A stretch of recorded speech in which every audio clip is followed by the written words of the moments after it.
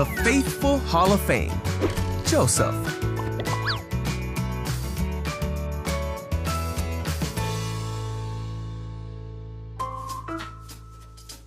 This is Joseph, who was the son of Israel and Rachel. But he had 11 brothers who hated him and sold him into slavery. After being put in jail, Joseph told of the future of Egypt when he interpreted Pharaoh's dreams, and Joseph found favor with the Pharaoh. The Pharaoh made Joseph a leader in his kingdom. Just as Joseph had told the Pharaoh, Egypt had 7 years of abundance. Then the 7 years of abundance came to an end, and the 7 years of famine began, just as Joseph had said. But the Egyptians had food to eat because Joseph had planned for the famine.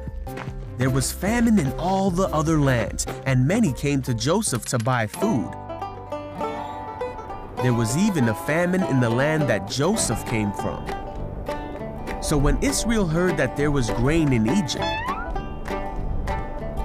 he sent his sons to buy some.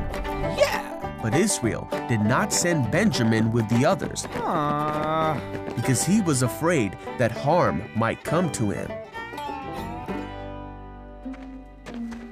When Joseph's brothers came to him, Joseph recognized them, but he pretended to be a stranger.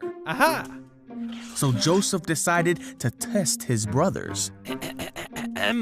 He had his interpreter tell them to send for Benjamin, who had stayed home. And then he threw his brothers in jail for 3 days. On the 3rd day, Joseph let all but one of the brothers take grain to their starving households with the instruction to bring Benjamin back. But Joseph provided for his brothers' journey and gave them grain and silver. The brothers did exactly as Joseph instructed, as they were scared that God was punishing them for what they had done to Joseph so many years before. They traveled home to their father's house, then back to Egypt.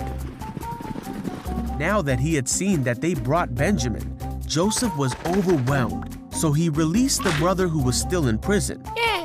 But Joseph decided to play one more trick on his brothers. He sent the brothers away but told his servant to hide his silver cup in Benjamin's bag. Then Joseph told the servant to go after the brothers and retrieve the cup. The brothers hadn't traveled far before the servant stopped them and accused them of stealing the cup.